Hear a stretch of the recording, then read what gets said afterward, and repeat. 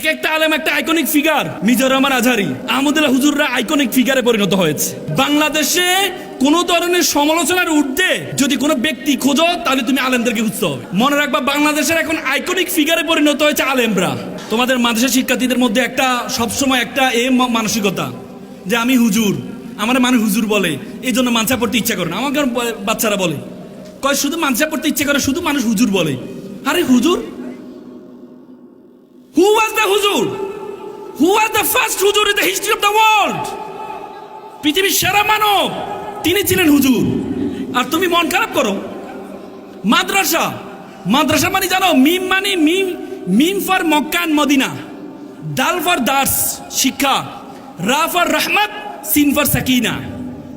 যে নলেজের মধ্যে, যে নলেজটা কুরআন, মক্কা এবং মদিনার নলেজ, যে নলেজের মধ্যে রহমত এবং সাকিনা আছে, সেটাই হচ্ছে মাদ্রাসার নলেজ।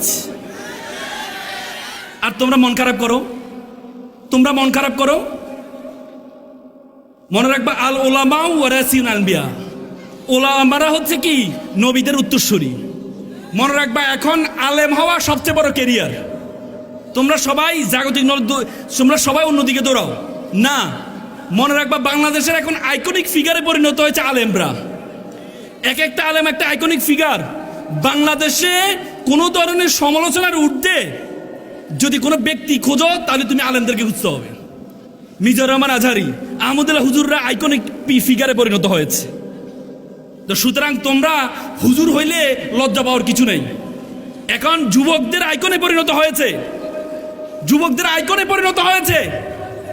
ওই দিন একজন নায়িকাকে বলা হচ্ছিল, বলে যে ইসলামী দল যদি ক্ষমতা চলে আসে আপনি কাকে ক্ষমতা চান? আমি চাই ইসলামী দল। ইসলামী দল ক্ষমতা আসলে তো আপনি যেভাবে পোশাক পরেন এটা পড়তে পারবেন না। সে কি উত্তর দিল জানেন? সে বলেছে, আমি চাই আমার মতো ব্যক্তিকে, ওরা ক্ষমতা এসে আমার মতো ব্যক্তিকে শাসন করুক, শাসন করলে আমি পরিবর্তন হয়ে যাব। আল্লাহু আকবার, আল্লাহু আকবার। কি চাও, কি চাও তোমরা? আলেমরা আজকে প্রত্যেকটা যুবক যুবতীর একটা আইকনিক ফিগারে পরিণত হয়েছে।